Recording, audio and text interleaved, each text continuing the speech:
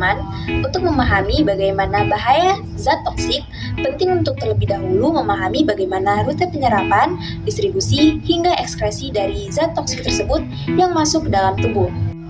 Pertama, penyerapan. Penyerapan adalah proses utama pengangkutan zat-zat beracun melewati membran tubuh, di mana merupakan tahap awal masuknya racun. Ada 3 jalur utama penyerapan zat-zat beracun. 1. Melalui saluran pencernaan atau ingestion.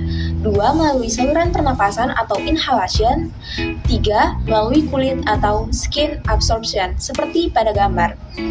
Selanjutnya distribusi dan ekskresi. Ingestion, di mana zat beracun diserap bermula dari mulut. Ada 2 cara, yaitu secara langsung dan tidak langsung, di mana secara langsung yaitu ketika zat tersebut tidak sengaja tersentuh di mulut. Sedangkan secara tak langsung, yaitu ketika makanan atau minuman tidak sengaja menyerap kontaminan racun dan tanpa kita sadari saat kita konsumsi.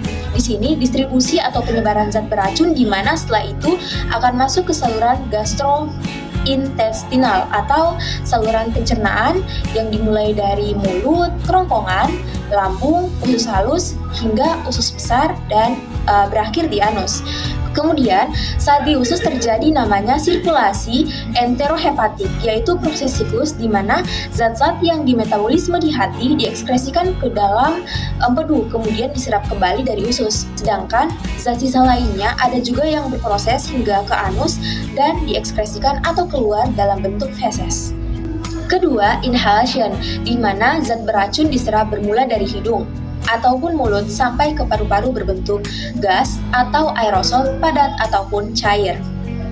Penyerapan inhalation berlangsung cepat karena paru-paru memiliki luas permukaan yang besar dan suplai darah yang dekat dengan udara yang dihirup di alveolus. Dari paru-paru, zat beracun berdistribusi ke aliran darah dan limfa atau getah bening dan menyebar ke seluruh tubuh. Makanya kenapa panahnya itu selalu terpusat di darah semuanya.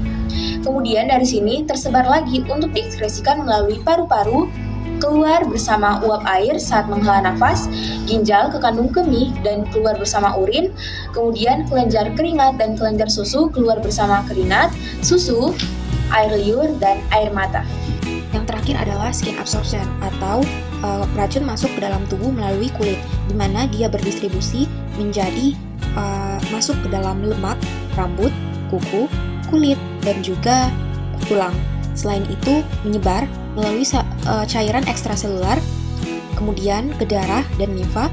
Lalu, selain itu ada juga yang menyebar ke organ dan jaringan lunak.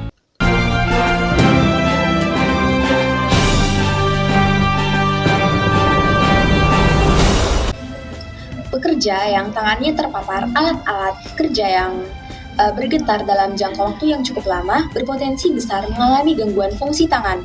Salah satunya adalah Hand-Arm Vibration Syndrome atau HAVS.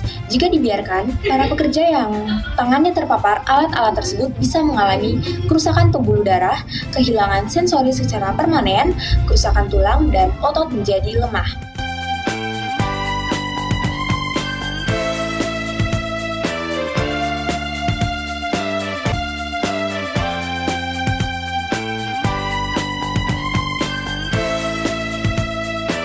Apa itu HAVS? HAVS adalah penyakit kerja akibat getaran mekanis yang menyerang tangan dan lengan pekerja. Penyakit ini dapat menimbulkan gejala vaskular, neurologi, dan muskuloskeletal pada jari, tangan, dan lengan yang disebabkan penggunaan alat yang bergetar secara terus-menerus, seperti penggunaan bor atau drill, gerinda, bor listrik, gergaji, dan alat penghancur beton atau jackhammer. Seperti pada gambar berikut ini, di mana gejala ini dikenal sebagai fenomena Raynaud. Gejala vaskular ditandai dengan pemucatan jari, di mana jari-jari memutih dan menjadi dingin.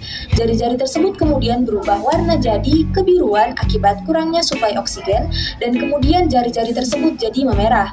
Perubahan warna ini tidak selalu dialami para penderita, namun keluhannya tidak nyaman, jari pucat, dan dingin tetap muncul.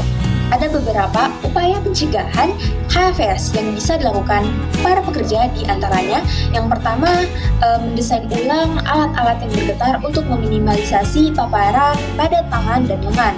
Kemudian gunakan alat-alat yang bergetar itu tidak lebih dari 2 jam atau usahakan ada jeda dan istirahat. Selain itu juga gunakan sarung tangan untuk meminimalisir tangan merasakan getaran dari mesin atau alat. Sekian dari saya. Wassalamualaikum warahmatullahi wabarakatuh.